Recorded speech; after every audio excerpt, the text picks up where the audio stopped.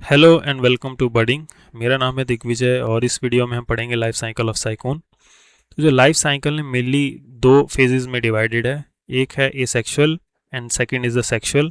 Asexual reproduction में we know कि यहाँ पे गैमेट्स इन्वॉल्व नहीं होते हैं एंड इन सेक्सुअल रिप्रोडक्शन जहाँ पे गैमेट्स इन्वॉल्व होते हैं। सबसे पहले एसेक्सुअल रिप्रोडक्शन समझते हैं।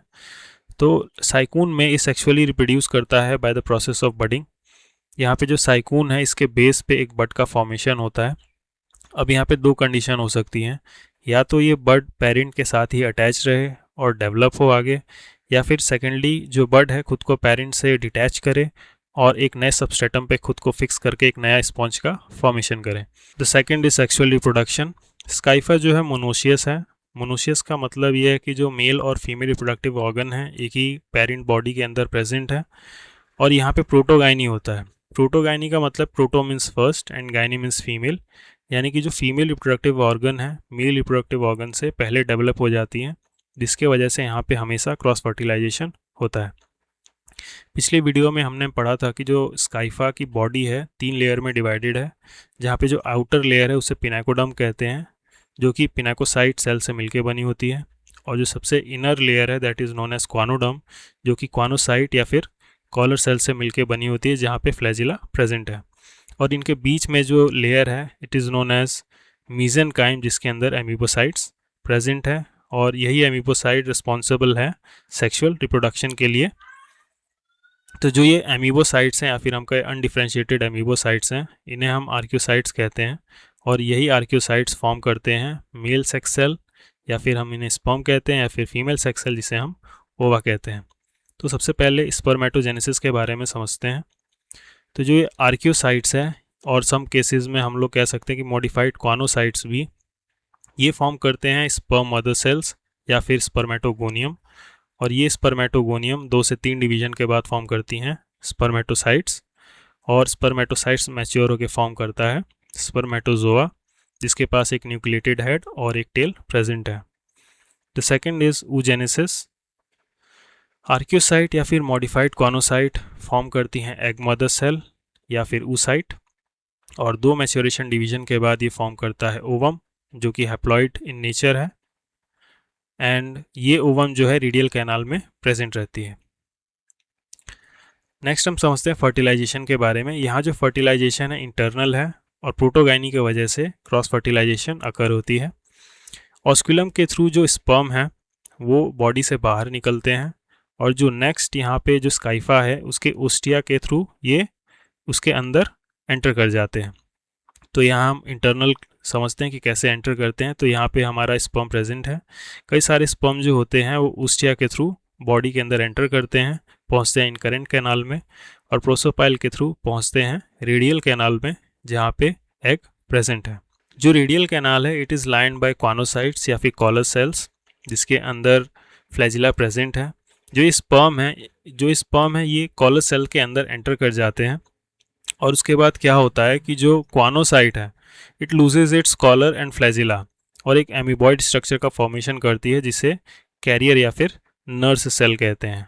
वहीं पे जो स्पर्म है वो भी अपना जो टेल है वो लूज कर देता है, and both structure the carrier and the sperm head it is surrounded by a capsule, जहाँ पे फिगर में देख सकते हैं।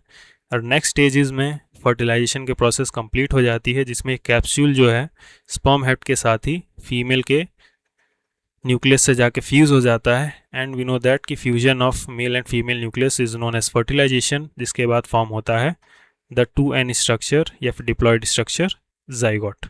जाइगोट फॉर्म होने के बाद एम्ब्रियोजेनेसिस का प्रोसेस स्टार्ट हो जाएगा, जिसके अंदर सबसे पहले है अर्ली एम्ब्रियोनिक पीरियड, और इसमें भी सबसे इंपॉर्टेंट स्टेप है क्लीवेज। क्लीवेज क्या है? एक तरह का रैपिड माइटोटिक डिवीजन है विच अकर्स इन जाइगोट। तो यहाँ पे जाइगोट है which is 2n structure that is diploid. Zygote में जो सबसे पहली क्लीवेज होगी it will be vertical and equal. Vertical का मतलब टॉप से बॉटम की तरफ, और यहाँ पे फिर 2 सेल का फॉर्मेशन होगा। Again the second cleavage will be vertical and equal, 4 cell का फॉर्मेशन होगा, and the third one will be again vertical and equal, जहाँ पे 8 सेल का फॉर्मेशन होगा, और हर इंडिविजुअल सेल को ब्लास्टोमेयर्स कहते हैं। The fourth one is very important. The fourth cleavage will B horizontal and unequal, unequal किस लिए, क्योंकि यहाँ पे 8 सेल के बाद 16 सेल स्टेज का फॉर्मेशन होगा। जो अपर 8 सेल्स हैं वो साइज़ में छोटी हैं और जो लोअर 8 सेल्स हैं वो साइज़ में बड़ी हैं, इसलिए अपर जो 8 सेल्स हैं उन्हें माइक्रोमेयर्स कहते हैं और जो लोअर बड़े वाले जो 8 सेल्स हैं it is known as macromeres. Now in 16 cell stage यहाँ पे जो मैक्रोमेयर्स हैं वो डिवाइड करना बंद कर देते हैं और जो माइक्रोमेयर्स हैं they will undergo rapid mitosis, और रैपिड माइटोसिस के बाद बहुत सारे माइक्रोमेयर्स का फॉर्मेशन होता है जिसके अंदर फ्लैजिला प्रेजेंट रहता है। और इस स्टेज को जहाँ पे बहुत सारे माइक्रोमेयर्स प्रेजेंट हैं और साथ में फ्लैजिला भी है उन माइक्रोमेयर्स में, उस स्टेज को हम लोग कहते हैं ब्लास्टुला या फिर स्टोमोब्लास्टुला। एम्ब्रियोजेनेसिस का सेकेंड स्टेज है लार्वा फॉर्मेशन, और यहाँ पे जो लार्वा फॉर्म होता है that is known as amphiblastula larva. अभी तक हमने देखा कि जो 16 सेल स्टेज है इसके अंदर जो माइक्रोमेयर्स हैं वो रैपिडली माइटोटिक डिवीजन शो करते हैं एंड ये फॉर्म करते हैं फ्लैजिलेटेड माइक्रोमेयर्स, और इस स्टेज को हम कहते हैं स्टोमोब्लास्टुला। स्टोमोब्लास्टुला फ्री स्विमिंग नहीं है क्योंकि जो फ्लैजिला है बॉडी के अंदर प्रेजेंट है। स्टोमोब्लास्टुला फ्री स्विमिंग होने के लिए क्या करता है कि अपने फ्लैजिला को एक्सपोज करता है by the process of inversion, और इन्वर्जन के अंदर क्या करता है ये अपने बॉडी को इनसाइड आउट टर्न कर लेता है। ठीक उसी तरह से जैसे बचपन में हमने देखा होगा कि जो क्रिकेट बॉल होती है रबर की वो फट जाती है तो बच्चे उसे इनसाइड आउट टर्न कर देते हैं, उसे घुमा देते हैं फिर मोड़ देते हैं। उसी तरह से यहाँ पे स्टोमोब्लास्टुला खुद को इनसाइड आउट टर्न करता है ताकि जो फ्लैजिला है एक्सपोज हो जाए, और इसके बाद ये फॉर्म करता है एम्फीब्लास्टुला लार्वा। यहाँ पे देख सकते हैं जो फ्लैजिला है वो बॉडी के अब बाहर एक्सपोज हो गई हैं और फ्लैजिलेटेड मूवमेंट की वजह से ये फ्री स्विमिंग लार्वा फॉर्म होता है जिसे हम एम्फीब्लास्टुला कहते हैं। तो अभी तक हमने ये पढ़ा कि प्रोटोगाइनी की वजह से काइफा या सैकून के अंदर क्रॉस फर्टिलाइजेशन होता है जिसके अंदर एक पेरेंट से जो ऑस्कुलम के थ्रू स्पर्म्स बाहर निकलते हैं और दूसरे पेरेंट के ऑस्टिया के थ्रू अंदर एंटर करते हैं, पहुंचते हैं क्वानोसाइट, रीडियल कैनाल में क्वानोसाइट जो होते हैं वहाँ पे, और क्वानोसाइट के अंदर एंटर कर जाते हैं। Then it reaches to egg cell जहाँ पे वो फर्टिलाइज करते हैं और जाइगोट का फॉर्मेशन होता है। जाइगोट के फॉर्मेशन के बाद सेल्स डिवाइड करती हैं by the process of cleavage और फॉर्म करती हैं स्टोमोब्लास्टुला। स्टोमोब्लास्टुला में एक प्रोसेस होता है जिसे हमें अभी पढ़ा था इन्वर्जन, और इन्वर्जन के बाद जो फ्लैजिलेटेड माइक्रोमेयर्स होते हैं वो एक्सपोज हो जाती हैं एंड फॉर्म करते हैं larva. Then that larva is known as amphiblastula larva. अब जो एम्फीब्लास्टुला लार्वा है ये ब्रेक करता है इनटू स्पॉन्जोसील, और स्पॉन्जोसील से ये पहुंचता है आउटसाइड वाया ऑस्कुलम, और कुछ देर तक ये फ्रीली स्विम करता है। लार्वल पीरियड के अंदर जो सेकेंड स्टेज है इट इज़ गैस्ट्रुला। तो अभी तक हमने देखा कि एम्फीब्लास्टुला का फॉर्मेशन हुआ जो कि एक फ्री स्विमिंग लार्वा है, कुछ देर तक फ्रीली स्विम करता है एंड देन ये जाके सेटल डाउन कर जाता है एक सबस्ट्रेटम पे and it undergoes gastrulation process. Gastrulation process में क्या होता है कि जो मैक्रोमेयर्स होते हैं और माइक्रोमेयर्स होते हैं दोनों डिवाइड करना शुरू कर देते हैं, बट जो मैक्रोमेयर होते हैं वो मोर रैपिडली डिवाइड करते हैं इन कंपैरिजन टू माइक्रोमेयर्स।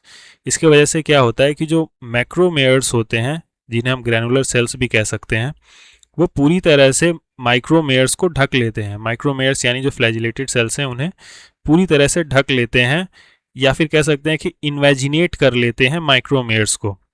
तो अभी तक हमने जो देखा कि जो फ्लैजिलेटेड सेल बाहर थे अब वापस से वो फ्लैजिलेटेड सेल बॉडी के अंदर हो जाते हैं क्योंकि मैक्रोमेयर्स उन्हें इन्वेजिनेट कर लेते हैं and this leads to the formation of gastrula. Now embryogenesis का जो लास्ट स्टेज है that is post larval period. इसके अंदर जो गैस्ट्रुला है अभी तक हमने देखा कि जो मैक्रोमेयर्स या फिर ग्रैनुलर सेल्स हैं वो फ्लैजिलेटेड सेल्स को इन्वेजिनेट कर लेते हैं और एक ओपन पोर होता है जिसे ब्लास्टोपोर कहते हैं। गैस्ट्रुला जो है इस ब्लास्टोपोर के थ्रू अपने आप को एक सबस्ट्रेटम से फिक्स कर लेता है। It fixes to substratum by its blastoporal end, और एक सिलिंड्रिकल स्ट्रक्चर का फॉर्मेशन करता है। कुछ इस तरह के एक सिलिंड्रिकल स्ट्रक्चर का फॉर्मेशन करता है जिसके अंदर ये डेवलप करता है ऑस्कुलम एंड ओस्टिया, और जो ये फ्लैजिलेटेड सेल्स हैं वो डेवलप करती हैं या फिर जो इनर फ्लैजिलेटेड सेल्स है वो डेवलप हो जाती है इनटू क्वानोडम, और इस स्टेज को कहते हैं ओलिन्थस स्टेज। यानी कि जो गैस्ट्रुला है एक सिलिंड्रिकल स्ट्रक्चर को फॉर्म करता है जिसके अंदर ऑस्कुलम है, ओस्टिया है और क्वानोडर्म है, और उस स्टेज को कहते हैं ओलिन्थस स्टेज। और लेटर जब इसी के अंदर रेडियल कैनाल का फॉर्मेशन हो जाता है, जब रेडियल कैनाल का फॉर्मेशन हो जाता है, साथ ही में ये इंक्रीज इन थिकनेस यानी थिकनेस में भी इंक्रीज हो जाता है, then it will form adult Sycon या फिर एडल्ट स्काइफा। तो ये जितनी भी प्रोसेस हुई ये सेक्सुअल रिप्रोडक्शन के अंदर आती हैं। So as a summary life cycle of Sycon के बारे में हम समझे तो साइकून जो एसेक्सुअली रिप्रोड्यूस करता है by the process of budding, और सेक्सुअल रिप्रोडक्शन के अंदर जो एडल्ट स्काइफा है इसके मीजेनकाइम के अंदर अनडिफरेंशिएटेड अमीबोसाइट जिसे हम आर्कियोसाइट्स कहते हैं, आर्कियोसाइट्स प्रेजेंट हैं जिसके अंदर गैमेटोजेनेसिस होता है और यहाँ से स्पर्म और ओवा का फॉर्मेशन होता है and then fertilisation will takes place. उसके बाद जाइगोट का फॉर्मेशन हुआ, जाइगोट के अंदर कई सारे क्लीवेजेस हुए हैं जिसके अंदर तीन वर्टिकल क्लीवेज और एक हॉरिजॉन्टल क्लीवेज के बाद 16 सेल स्टेज बना। 16 सेल स्टेज के बाद जो माइक्रोमेयर्स हैं रैपिडली डिवाइड करती हैं और फ्लैजिला ऑक्यूपाई करती हैं, जिस स्टेज को हम स्टोमोब्लास्टुला कहते हैं। और फिर यहाँ पे बहुत इंपॉर्टेंट स्टेप हुआ जिसे हम इन्वर्जन कहते हैं, जिसके वजह से जो फ्लैजिलेटेड सेल हैं ये एक्सपोज आउट हुई और यहाँ पे फॉर्म हुआ हमारा लार्वा जिसे हम एम्फीब्लास्टुला लार्वा कहते हैं, जो कि एक फ्री स्विमिंग लार्वा है। कुछ देर फ्री स्विमिंग करने के बाद यहाँ पे गैस्ट्रुलेशन का प्रोसेस होता है जहाँ पे गैस्ट्रुला का फॉर्मेशन होगा, जहाँ मैक्रोमेयर्स अगेन बहुत तेज़ी से डिवाइड करेंगे और इन्वेजिलेट कर लेंगे इन माइक्रोमेयर्स को एंड लेटर एक सिलिंड्रिकल स्ट्रक्चर का फॉर्मेशन करेंगे। जब ये सबस्ट्रेटम से खुद को अटैच कर लेगा गैस्ट्रुला, अटैच करने के बाद एक सिलिंड्रिकल स्ट्रक्चर का फॉर्मेशन करेगा जिसके अंदर ओस्टिया, ऑस्क्यूलम और ये फ्लैजिलेटेड सेल फॉर्म करेंगी क्वानोडर्म का, और उस स्टेज को हम कहेंगे ओलिंथस स्टेज। और जब इसके अंदर रेडियल कैनाल का फॉर्मेशन हो जाएगा और थिकनेस में इंक्रीज हो जाएगा, देन ये फॉर्म करेगा एडल्ट स्काइफा। तो इस वीडियो में हमने सेक्सुअल और एसेक्सुअल रिप्रोडक्शन दोनों के बारे में पढ़ा। अगर वीडियो इन्फॉर्मेटिव लगी हो तो इस वीडियो को लाइक करें, अपने दोस्तों के साथ शेयर करें और चैनल को सब्सक्राइब जरूर करें। See you in the next video.